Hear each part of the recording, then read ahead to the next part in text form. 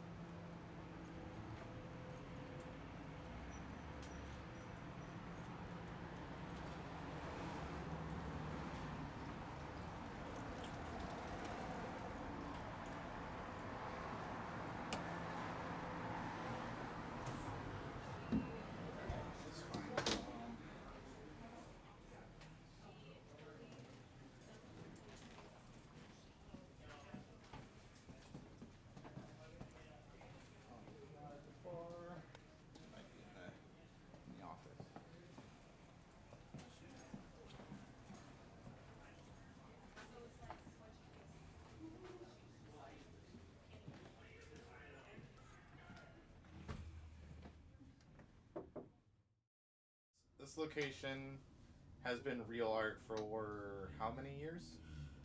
10 years. 10 years. So we started in 2015. There was 5 of us originally. So it was me, Alex Shellhammer, Phil Peterson, Brian Skiffington, and Josh Brumley. Out of all of them, I am the only one that's still actively involved in this space as like a board member, as a owner, business owner, yeah, whatever. Some people have like some dealings with us here and there, like Alex Shellhammer still comes around. He screen prints with us sometimes. Brian books shows, and he DJs. He's going to be DJing on the 15th for Wake of Humanity's 10-year anniversary as well. Okay. That's this Saturday, November 15th. Phil Peterson runs his own electrical company, so we hire him sometimes to do some electrical work here, and then Josh Brumley just does his law thing. You've probably seen his billboards all over the place. And then, yeah, I'm the only one that's fully here. But on paper, we are still the Viaduct. We are a 501c3, all-ages, nonprofit music venue that started in 2007, I believe. 2006, maybe. Actually, it was 2000. Yeah, I think it was 2006. So, to give you a brief rundown of how it all went down is, when I officially moved out here, I was going to shows and started helping booking shows with some friends. Shout out to all the Mioli guys. Those are all the homies that got me started in booking shows here in Washington. Nice. So yeah, we're booking shows at like Ground Zero in is that Bellingham? No, Bellevue, Ground Zero. Booking shows at the West Seattle Legion Hall. Booking shows at the hall here in University Place down over by 7-Eleven off Cirque Drive. Bunch of different places. It was like Club Adrian, Club Impact. I think Club Adrian or Club Impact. I can't remember which one. It was like at the basement of a church right over here. Oh wow. Yeah. And then all the other, I don't know if I get them confused all the time, but one of them was also where Dorky's is now. That used to be a music venue too. So yeah, a lot of history in this area, and then we decided to start booking shows in our own venue. We got a spot down on South Tacoma Way over by the Safe Light Auto Glass. Was like an automotive spot. It was like a repair, like garage that we converted into a music venue. And okay, cool. it was called the Junkyard. If you go into the hallway, you'll see the original signage for the Junkyard that's on the wall. So we started that.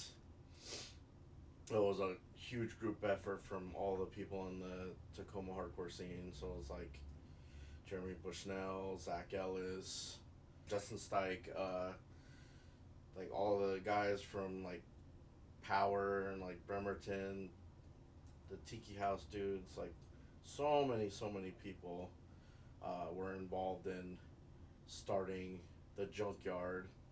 And then I think that lasted a couple months. The fire marshal shut us down, which they do when you're doing pretty much illegal music venues with no bathrooms.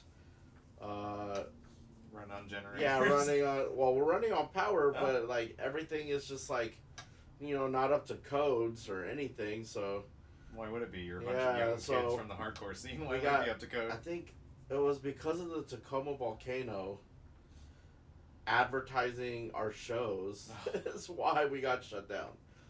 And then so that lasted a little bit. Then everybody switched gears and we found another spot by the viaduct. I think it was like an old office building or something like that, close to Tacoma Screw. I wasn't as hands-on in that spot as I was helping out with the Junkyard because I was starting to transition to moving to New York. So the viaduct happened down over by Tacoma Screw. I don't know the exact address. I'll have to find out. And then so that was also very short-lived. Fire marshals again. Yeah, fire marshals again. And then we were like talking about trying to find another spot, and then the guys, they all found this place. Okay. 5412 South Tacoma Way, home of the original viaduct and now Real Art. So that's kind of a brief history. There's so many people that were involved in starting this place then and then also now, when it just continues, because I mean, for all intents and purposes, we are still the viaduct on paper because it's the same 501c3. It just carried over. It carried over to the Red Room when it was downtown. So when viaduct ended in 2010, it resurfaced as the Red Room, still viaduct, but it was a DBA, and now still viaduct, DBA, Real Art Tacoma. So when Red Room closed, viaduct became Real Art. Okay. So just keep passing it down, and then when when Real Art ends, it'll probably be something else, unless we can keep this going forever. Don't say when. Yeah, I don't know. Yeah. Thank you very thank much, you. I Tom. appreciate you. Yes. Happy for 10 Yeah, years thank here. you. Thank you for everything that you do. Thank you. Coming here, documenting the scene, holding it down for all of us. And to think it's only been 2 years for me. Yeah. Not even 2 years. Yeah, and you filmed a lot of videos. Oh, yeah. So that's... Really all ages. We have volunteers that are in high school, college, in the 20s, 30s, and beyond. I'm in the beyond age category, and Real Art is welcoming me as well. This is truly a diverse community, and it is our mission to make sure that everyone, regardless of age, gender identity, nationality, or race, if you're a punk, goth, emo, metalhead, Swiftie, juggalo, alternative, none of the above, all of the above, has a safe space to experience live music. You belong. You're welcome, you are nothing, you matter. My name's Miles, and I'm a volunteer at Real Art Tacoma, and I've been working here for about 3 years. Before I came here, I had a really hard time talking to people and making friends, and if I go out in public and I sneezed, I'd be like, that was so scary, everyone's looking at me right now. But after starting like working here, I slowly came out of my shell, and now I'm on stage in front of a bunch of people that are staring at me, which is kind of fire, low-key, one might say. Welcome in. We're going to get started here just real quickly, but I did want to give you a little bit of an intro. My name is Daniel. I am the nonprofit director here at Real Art Tacoma. I want to thank you all for being here for R.A.T Fest 2025.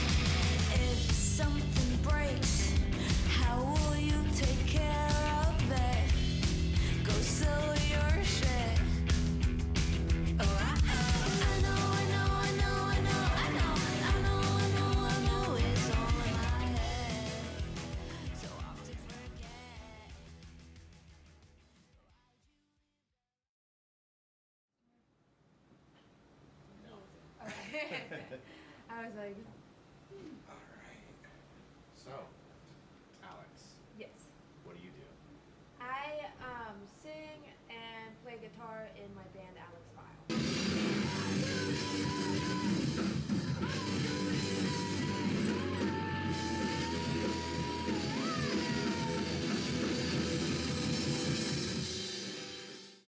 How'd you get involved with Real Art? I used to, when I was in high school, a lot of like the bands, because I went to Tacoma School of the Arts, like the, art high school, and a lot of the bands there would play shows here. Okay. So that's how I first like went to a show here, is because I got, and then when I wanted to start a band, I emailed Real Art asking, I was just like, oh, I'm like a new like like indie like singer, and if you have any like opening slots, I would love to play a show here. And this was before I even had any bandmates or anything. But I was just like, okay, if I don't like book something, I'm never gonna get the ball rolling. So I ended up the next week I had a show, so I was like, oh wait, I need to put all this together now because I didn't have. Oh, hello. Sorry. I didn't have any band members or anything. But yeah, so then I played my first show here, I think November 2021 Okay. or November 2022. Okay, I'll fact check this. I think it was November 2021. And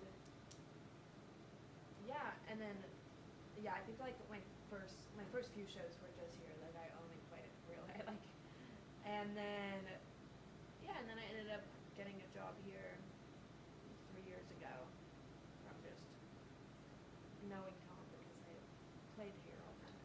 So what's been the impact then of your involvement with Real Art? Well, it's like I feel like the reason that we got into the scene because a lot of like venues, it's kind of harder to book shows at when you're not like very established. Like venues want like established bands. Yeah. But yeah, they got me on that show like within like a week, which was awesome. And yeah. Yeah, that's pretty much kind of like a normal thing that I've heard about Real Art is that they'll take a chance on anybody. If you want to play a show, you can come play a show. They have open mic nights all the time. You can just come and do an open mic. Like there's no real barrier of entry for Real Art, which I think is great for a community space. Yeah. So having that of like, I don't have a band yet, but I want to play some songs, and just being able to hit up Real Art and they can get you in a week. Right, which is awesome. Because for that, like, I remember that first show felt like insane. Even though I think I was opening, it was like a Wednesday and there was like 6 people there. But I was like, this is the like coolest thing I've ever done. Yeah, the chance to get to play on stage. Which it's like, I mean, doing that for the first time, it's like there's no feeling like it. Oh my god, we're going?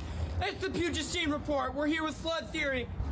Hey, it's PSR. I'm here with Primal Beast. Hey, we're the Pugistine Report. We're here with the Right Utopia Experiment. So who are you? I'm Zay, and I do the Pugistine Report. So kind of what we do is like, we interview bands, right? And our kind of like our slogan, I guess, is they tell us what to do, where to do it, how long to do it. They give us everything. We just do it. That's all it is. We're not their boss. We're their guest, right? And we're just kind of here to, bring up our community, right? We're very grateful. Me and Carter, that actually was his brainchild. He, after a few concerts we went to, we were like, oh yeah, we should do photography. And then we saw some of your photography and we saw some of Jonas. We're like, I don't think we compete with that. So let's do interviews, right? That was Carter's idea, and we had both had really bad anxiety at the time, so it was like, might as well, right? Let's get over that anxiety, and now we're both more social people. I mean, Carter's still pretty timid, but we're still more social and less socially anxious because of PSR and because of the venue, right? Real Art, and just the community as a whole. How did you get involved with Real Art? Mostly just me and Carter going to Real Art about every weekend. We would see you a lot. Yeah. Like it was a really cool thing, and I didn't realize that, like, oh, that's Rabbit Hutch until like a few weeks in. And I remember the first interaction I ever had with you was just like, I really like your outfit because it was the all pink stuff, and I remember that, and that was like a legendary moment in my head. I was like, dude, I feel so cool right now. We hadn't started PSR yet, so I was just like a fan of yours. Like I was like, I thought you were like the coolest. Oh, that's awesome. So I think it's really interesting that we have this now. We have this conversation now because I was like, just like fanboy to everyone. I was like, this is wow, it's so cool. And now I'm getting interviewed for something like that. So that's pretty amazing. It's a great feeling to have. You know, when you start out as a fan for not even fully 2 years yet, and then you get this,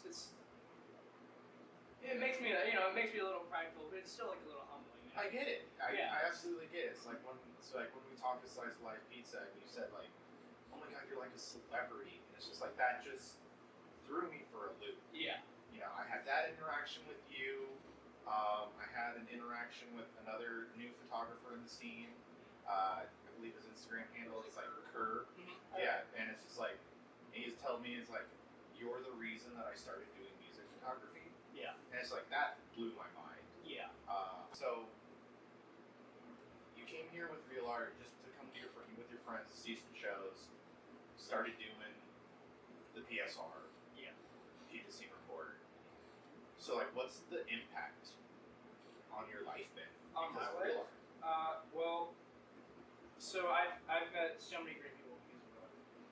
I would say over half of like my friends, mutuals, followers, all that on Instagram, TikTok, whatever it is. Maybe not TikTok, but I know on Instagram, a lot of my mutuals or like people I follow, people who follow me. They've been from the music scene, right? I would say like 75% of them are from the music scene. Yeah. People that I talk to and enjoy talking to are like mostly from the music scene, right? And or I've shown them the music scene. The people I talk to the most are people that I have, again, either met through Real Art or have shown Real Art at some point. And I think that's why Real Art is like, it's a great place because you get to meet so many different people of all ages, right? It's an all ages venue. Yeah. So I get to meet people who are my age, right? Who are minors. So I'm not going to be seeing outside of that because I'm going to tell you right now, there's so many people who only go to Real Art shows because Real Art is such an amazing community. How's it going? I'm Jack from Big Grimlock, and this is Grit City Punk. Hey. Hey. We're someone's daughter. And you're listening to Grit City Punk. I'm Anya from Kapala, and you're listening to Grit City Punk. What's up, It's Dylan, and you're listening to Grit City Punk. All right, bud. What's up? How's it going? It's going good, man. It's going So, I'm going to turn the tables on you. Who are you, and what do you do? My name is Jeremy, and I run the Grit City Punk podcast primarily. How'd you get involved with Real Art? Well, it was 2022 or 2023 when I first became aware of Real Art through their Instagram page initially. And, this was right after lockdown, and I hadn't really been involved in any kind of music scene in a long, long time. And I thought, this looks cool. This looks like something that's really kind of coming together and becoming something. And it took me a while before I was able to make it in here to Real Art. But finally, my first show here was December 23rd of 2023. It was Ugly Sweater Christmas Party with Sue the Fish, Hot Stepmom, Sons of Ferdinand, End Times, and then for some reason, Serpent Foot. Okay. Which is like a weird addition to the bill. They were like a last minute add to the bill. I like those guys though. They're cool. They were fun. Unfortunately, they're like a bar band. They're not like an all ages band. So the vibe totally shifted in the middle when they played, and like all these people came in and then left after they left. So that was my first experience at Real Art, and I gotta tell you, I just immediately felt like this is my place and these are my people. I had to bring my kid along with me, my oldest son Joey, just because I didn't want to go to a show by myself, and he was already a fan of Hot Stepmom and had been wanting to come in here for a show, and so it was just like a perfect opportunity. We came in, we saw the show, and I met you here. Yeah. That was the first time I met you, and you were the first person in the scene that I talked to. And I did not know that, though. That's really cool. Yeah, so you helped me feel like, okay, this is a place that I could be accepted. It's not just kids and their parents. Yeah. But on that hand, though, at the same time, like the kids from Sue the Fish were very nice. I talked to Anna from Hot Stepmom for quite a while after the show, and she was so just welcoming and nice, and she put up with me being very obnoxious for a long time. You know, hitting her up on Instagram, asking her things about the scene, asking her things about her band, and just kind of like trying to get into the scene and learn more and know more of the people. And yeah, for like the next year, I was addicted to coming to shows at Real Art. That was just, I did as many as I could do, which really wasn't that many, but. So how's your life been impacted since coming to Real Art? And then obviously getting re-involved with the scene? Honestly, it's given me more of a sense of belonging and a sense of purpose. Like, I feel like coming to shows, supporting the bands, especially young bands, supporting them and kind of, you know, helping them have a platform, it makes me feel like I'm doing something for the greater good. You know, it feels very purposeful. And I mean, of course, it's, you know, at the end of the day, it's entertainment. It's something fun to do on a weekend. It's networking. It's meeting people, and meeting people from different walks of life, different perspectives. You know, and it's so diverse. The kind of people that come in here. Oh yeah. I mean, from nationality to gender identity to age, it's all walks of life, literally. Where I came in, I've always been a musician, and I've always loved bands, and I've always loved music and artists, and being here and being at such a close level to the artists, where like, yeah, they're on stage, but there's no barrier. They're in the audience during other bands, and so like it's really, you can really connect and approach people really easily, and it feels really welcoming in that way. It does. And you know, this, I don't know, it's nice though. And then starting the podcast I didn't really intend to at first, but after I interviewed Hot Stepmom for a different podcast that I was doing, and I realized how much fun I had with that, and I thought, okay, I'm going to pivot, I'm going to switch gears here, and I'm going to cover just the local scene. And I'm going to interview a band every 2 weeks and put it out there and play new music. And ever since I started that, I'm almost 1 year deep now. Yeah. And I've done 22 interviews.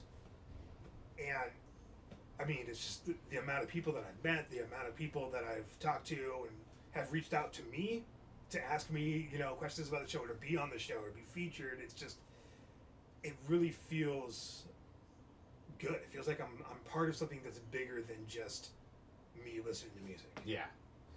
Thank you very much. Hey, thanks for doing this. This is, of course. This is huge. 10 years of Real Art, and you know, it deserves all the accolades and the flowers. And I'm glad you put this together. Oh yeah. It's a labor of love. Yeah, for sure. There's many of those. There really are. I'm doing a lot of them. I'm doing a lot of them on my own and with Real Art. Yeah. So it's good to see. Yep. This song called Pool Party.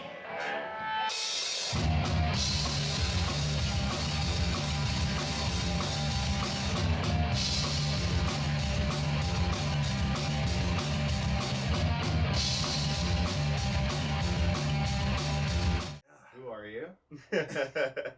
I am Johnny Myrick, also known as Johnny Ultra.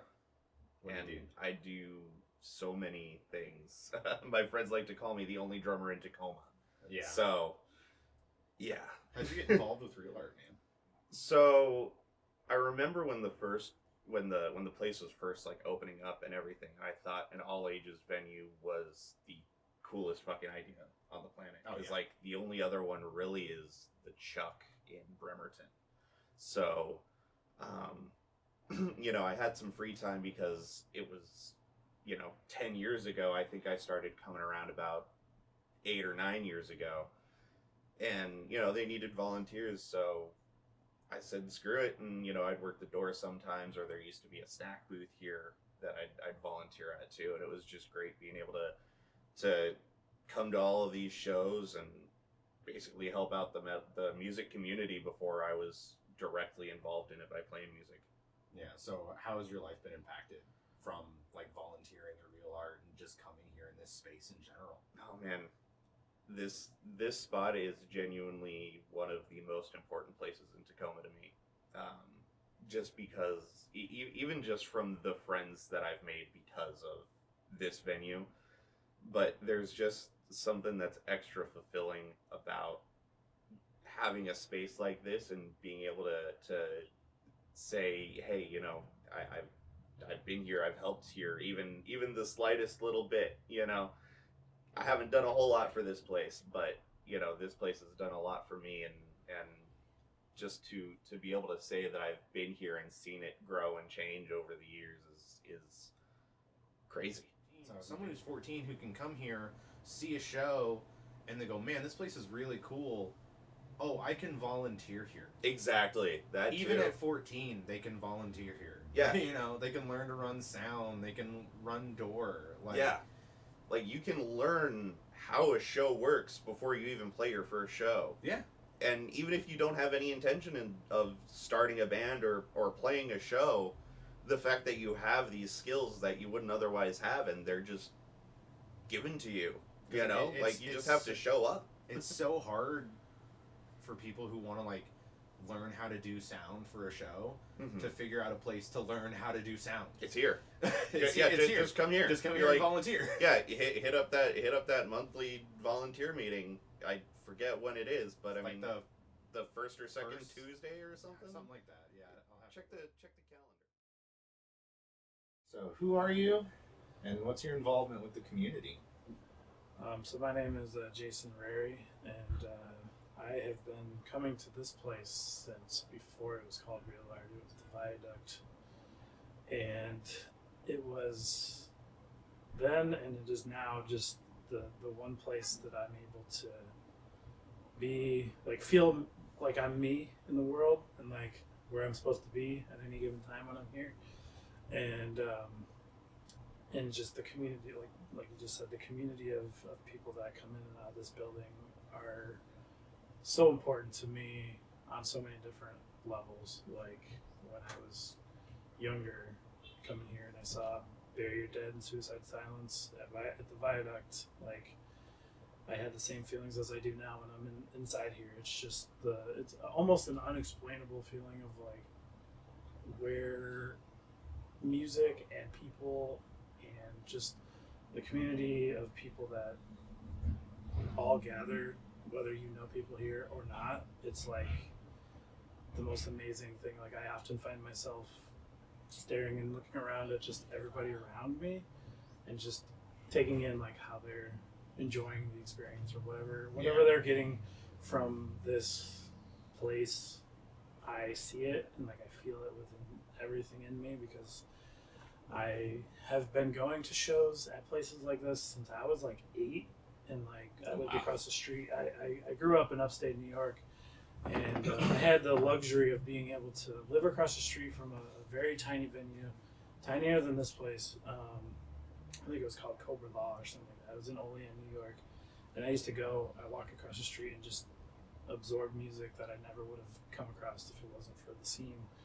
And so when I did that, it kind of like stayed with me from now, like, to this moment right here. When I come to shows here, it brings me back to those moments where I learned about being straight edge and stuff like that. And I've been straight edge my whole life because of it. And the community of people within the straight edge community and just regular people coming in and out of this building are something that I hold so dear to my heart. And this building has been there's been so many memories.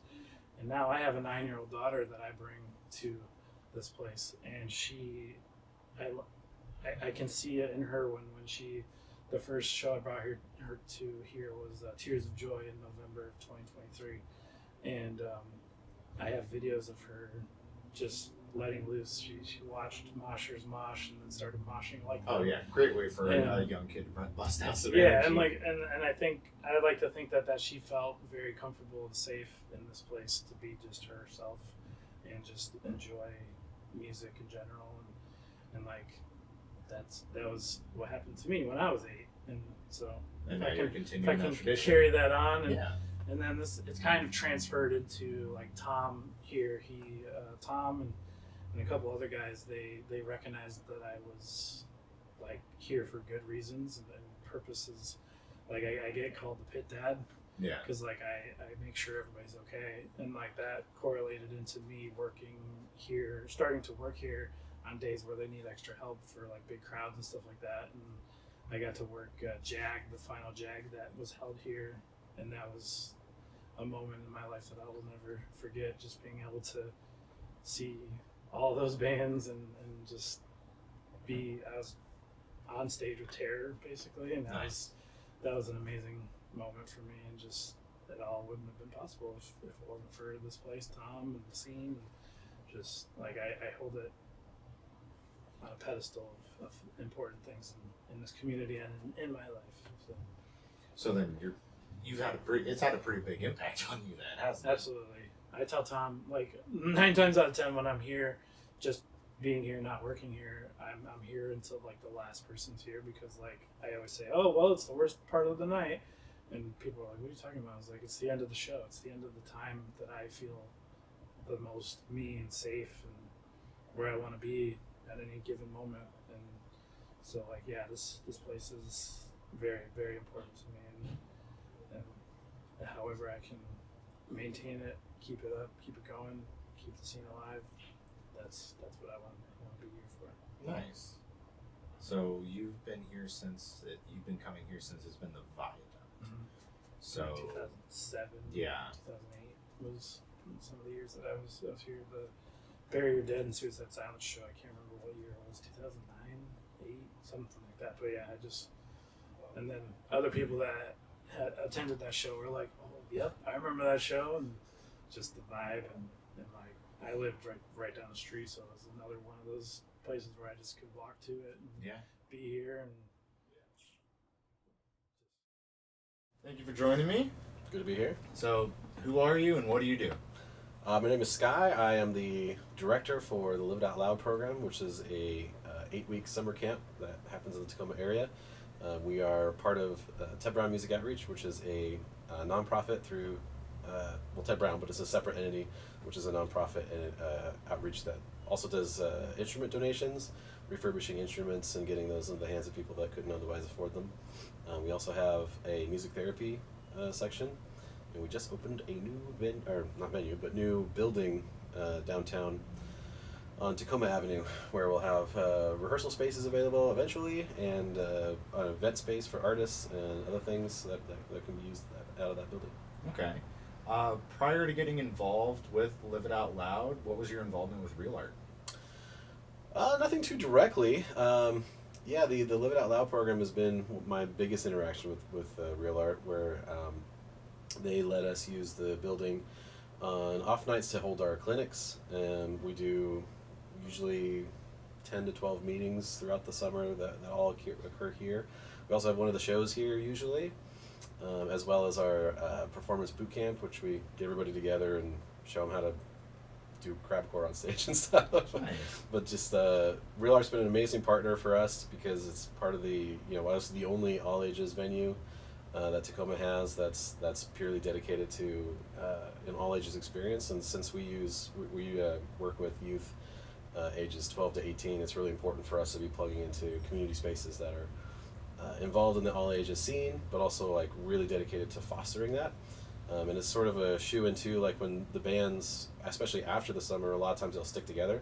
And so Real Art is the first place that they will be going to play most of their shows outside the program too. So it's kind of a launch pad throughput for Live It Out Loud to go straight to Real Art as being the next step of their musical journey. People who are watching don't know necessarily what Live It Out Loud is. If you're 12 to 18, or you know someone that's 12 to 18 and they have about a year of experience playing an instrument, not even being in bands, just they're not absolute beginners, but they have a real desire to be in a band. And that includes like alternative instruments too. Like one of the things that I really want to do for next year is get more like horn players and string players involved, because like there are some cool bands that have horn players and string players that are on the contemporary side. But we've done jazz, we've done other styles too, so it's not just all rock.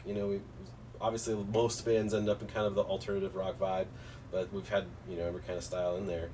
But if they want to do that, they sign up. There's a small fee for covering some of the costs, but we actually managed to cover like 75% of that with donations and grants that we get through the nonprofit. So it's pretty reasonable considering. Yeah.